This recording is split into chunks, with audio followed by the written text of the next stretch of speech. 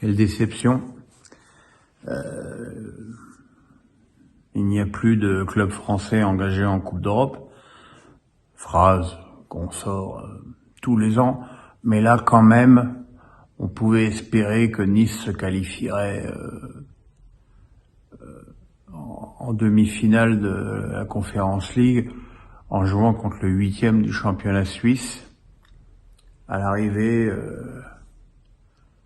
ils ont obtenu un nul à Bâle et ils ont perdu à domicile, ce qui est invraisemblable lorsque on voit ce match, l'ouverture du score de Laborde très rapide sur un bon pressing de Mofi, et surtout une équipe de Bâle qui ne tentait rien du tout, qui était même pas défensive, qui était amorphe, et c'est vraiment par manque de qualité que les Niçois n'ont pas réussi à marquer un deuxième but. Au repos, ils menaient 1-0, on disait que c'était pas trop mal, mais la deuxième période a été juste horrible, avec une accumulation de mauvais choix, un coaching qui me semble aussi extrêmement bizarre, avec notamment la sortie de Terence Mofi, qui a été remplacé par un Pépé totalement hors du coup. Et à l'arrivée, c'est ironie du sort, Jean-Kévin Augustin qui traînait comme un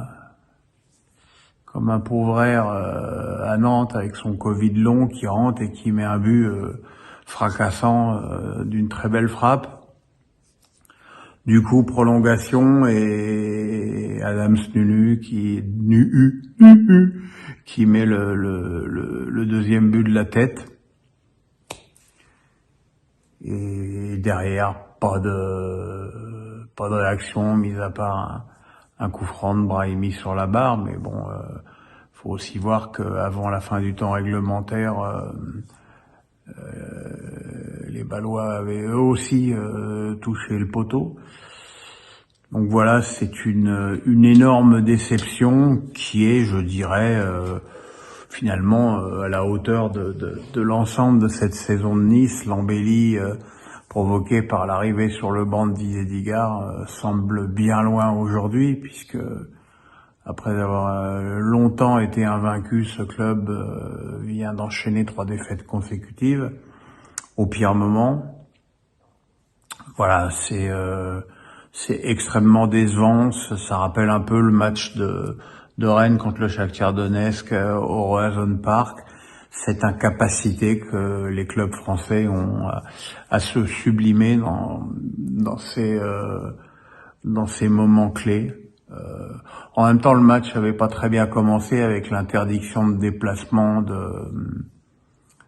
des supporters de Bâle, obtenue de haute lutte par Christian Estrosi, qui a donc envie, je pense, comme prochaine animation dans sa ville, d'organiser une course de déambulateurs sur la promenade des Anglais. Il y a eu 1500 supporters niçois à Bâle, tout s'est super bien passé.